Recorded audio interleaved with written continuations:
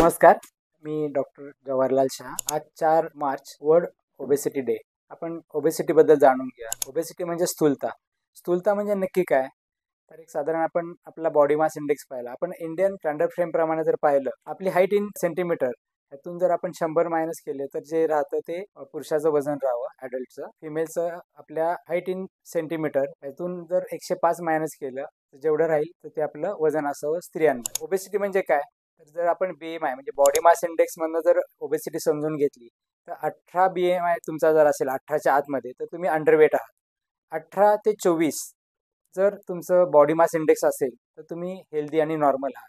आणि साधारण 25 ते 30च्या दरम्यान जर तुमचा बॉडी मास इंडेक्स असेल तर तुम्ही ओव्हरवेट आहे. आणि जर बॉडी मास इंडेक्स जर आपला 30च्या वर जात असेल तर तुम्ही ओबेसिटीमध्ये येता.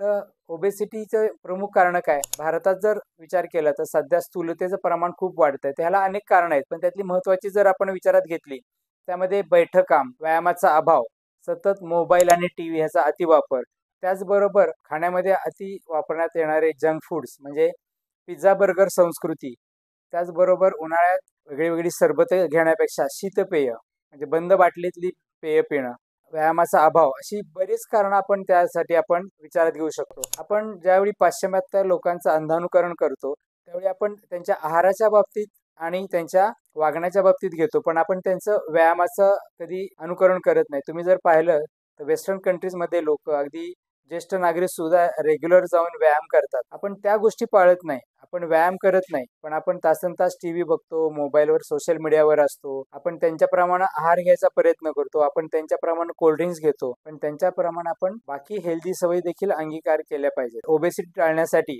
आपण सगळ्यात आधी काय केलं पाहिजे, तर नियमित व्यायाम केला पाहिजे आणि आपल्या वयाला आणि कामाच्या स्वरूपाला अनुसरून आपण आहार घेतला पाहिजे. आणि ह्या सगळ्या गोष्टी करून जर आपल्याला थायरॉइड सारखे किंवा डायबिटीस सारखे जर बाकी काय आजार नसतील, वजन का वाढतं हे तज्ज्ञांच्याकडून जाणून घेऊन त्याप्रमाणे आपण त्याच्यावर उपचार केले पाहिजेत. होमिओपॅथीने उपचार करताना आपण ओबेसिटी चांगल्या प्रकारे कोणत्याही साईड इफेक्ट न देता ट्रीट करू शकतो आणि वजन आपलं कमी करू शकतो.